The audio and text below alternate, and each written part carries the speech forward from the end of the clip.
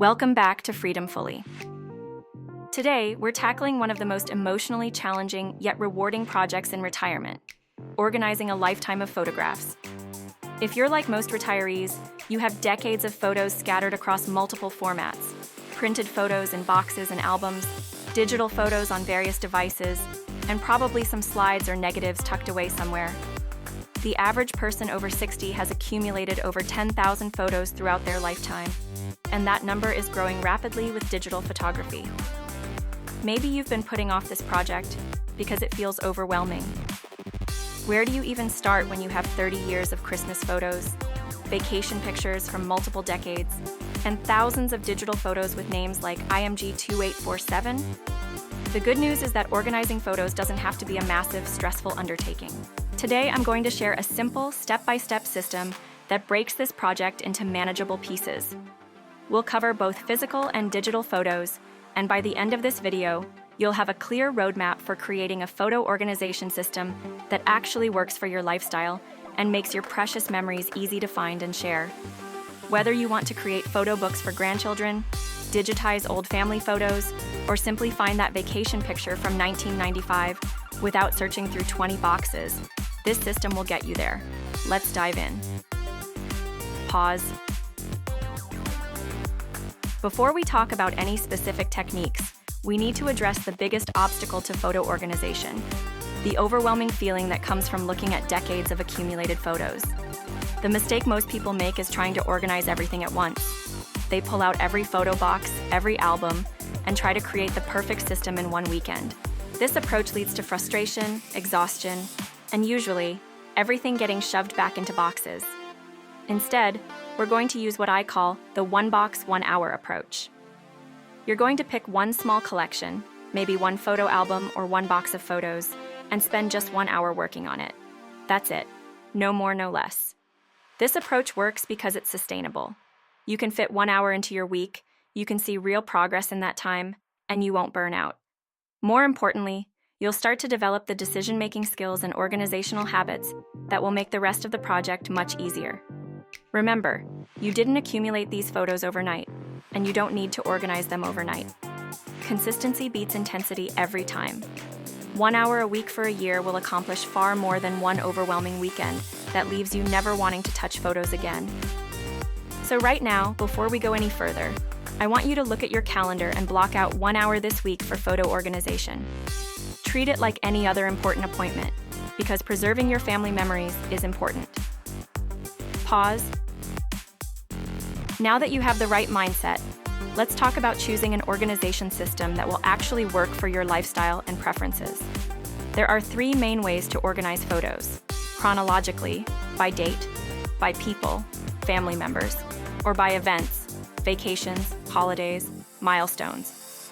Each has advantages, and the best choice depends on how you naturally think about your memories.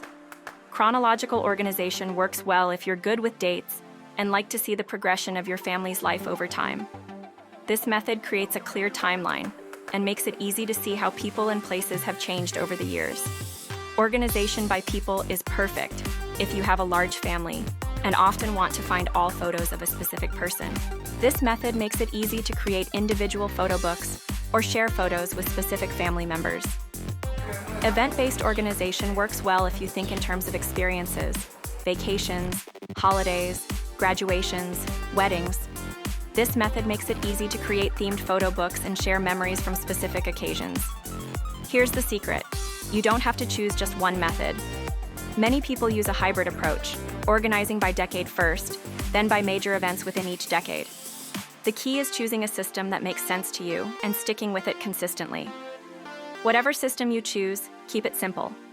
Use broad categories rather than trying to create dozens of specific subcategories.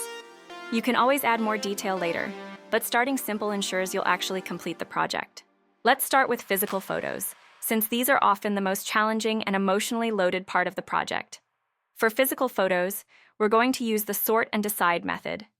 You'll need 3 containers or areas: keep, maybe, and toss. Don't worry about perfect organization yet. We're just making initial decisions about what's worth keeping. Keep pile: photos that are clear, meaningful, and represent important memories or people. These might include family portraits, milestone events, travel photos, and pictures that tell your family's story. Maybe pile. Photos that aren't terrible but aren't great either. Maybe they're slightly blurry, or you're not sure who's in them, or they're duplicates of better photos. We'll come back to these. Toss pile. Photos that are clearly damaged, extremely blurry, duplicates of better photos, or pictures of people or events you can't identify and don't find meaningful. Be honest but not ruthless. That slightly blurry photo of your grandchild's first steps might be worth keeping, even if it's not technically perfect. But the 15 nearly identical photos from the same birthday party? You probably only need the best 2 or 3. After you've sorted everything, go back through your maybe pile.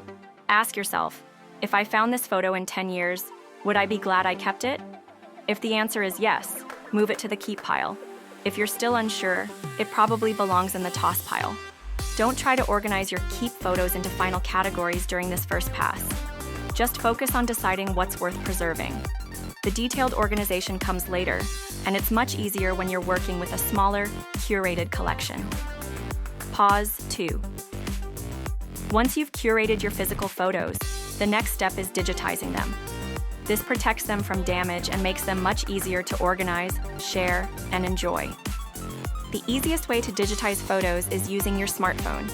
Apps like PhotoScan by Google or Microsoft Lens can create high-quality digital copies right from your phone. These apps automatically correct for glare and perspective, making the process much simpler than traditional scanning. When using phone apps, work in good lighting, lay photos flat on a contrasting background, and take your time to get clear, straight images. The apps will guide you through the process, but patience here pays off in better quality results. For higher quality, or if you have many photos to digitize, consider a flatbed scanner. Scan at 600 dpi for photos you might want to enlarge, or 300 dpi for standard viewing and sharing. This takes longer but produces better results for important photos. If you have thousands of photos or feel overwhelmed by the digitizing process, professional services can handle this for you. While it costs more, it can be worth it for large collections, or if you want to ensure the highest quality results. As you digitize, create a simple naming system immediately. Use formats like 1985 Christmas Family or 1992 Vacation Beach, something that will make sense to you and your family years from now. Don't just accept the default file names from your scanning app. Remember to back up your newly digitized photos immediately. Use cloud storage, external hard drives, or both. The whole point of digitizing is to preserve these memories, so don't skip this crucial step. Now let's tackle digital photo organization. The key here is choosing one primary app and learning to use it well, rather than having photos scattered across multiple platforms. For most people, I recommend either Apple Photos, if you use Apple devices, or Google Photos, which works on any device. Both offer automatic backup, easy sharing, and album creation features that make organization much simpler. Create albums with clear descriptive names: 2023 Family Vacation, Emma's School Years, Holiday Traditions, Home Renovation Project. Use names that will make sense to you and your family members who might access these photos later. Don't try to put every photo into an album. That's too much work and not necessary. Focus on creating albums for your most important memories and the photos you're most likely to want to find and share again. Take advantage of sharing features. Create shared albums that family members can contribute to and access. This is especially valuable for family events where multiple people took photos. Everyone can add their pictures to one shared album. Modern photo apps have powerful search features. They can recognize faces, objects, and even text in photos. This means even if your organization isn't perfect, you can often find what you're looking for by searching for beach, birthday, or a person's name. Pause. 2. Once your photos are organized, the real joy comes from creating projects that let you enjoy and share these memories regularly. Photo books are one of the most popular and meaningful projects. Services like Shutterfly, Mixbook, or Apple's photo book service make it easy to create professional quality books. Start with a simple theme, maybe one vacation, 1 year of family life, or a tribute to a family member. Digital photo frames have come a long way and can be a wonderful way to enjoy your organized photos daily. You can set them to rotate through your favorite images or create seasonal displays that change throughout the year. Consider creating themed collections for family members.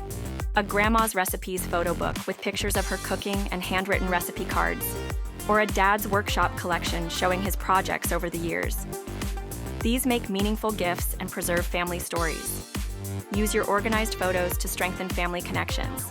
Share throwback photos on social media, create family group chats where you share old photos with stories, or start a family photo sharing tradition where everyone contributes photos from family events. Think beyond just organizing. Consider creating legacy projects. Interview family members while looking through old photos together. Record their stories and memories. This creates a richer family history. Creating an organized photo system is only half the battle. Maintaining it is what makes the difference between a one-time project and a lasting solution. Set up a simple maintenance routine. Spend 15 minutes once a month organizing new photos into albums, deleting obvious duplicates or poor quality images, and backing up your collection. This prevents the overwhelming accumulation that got you into this situation in the first place. Develop good habits with new photos. When you take photos at an event, create an album for that event right away. Give it a descriptive name and add the best photos immediately. This takes just a few minutes but saves hours of work later. Schedule regular backups and storage reviews.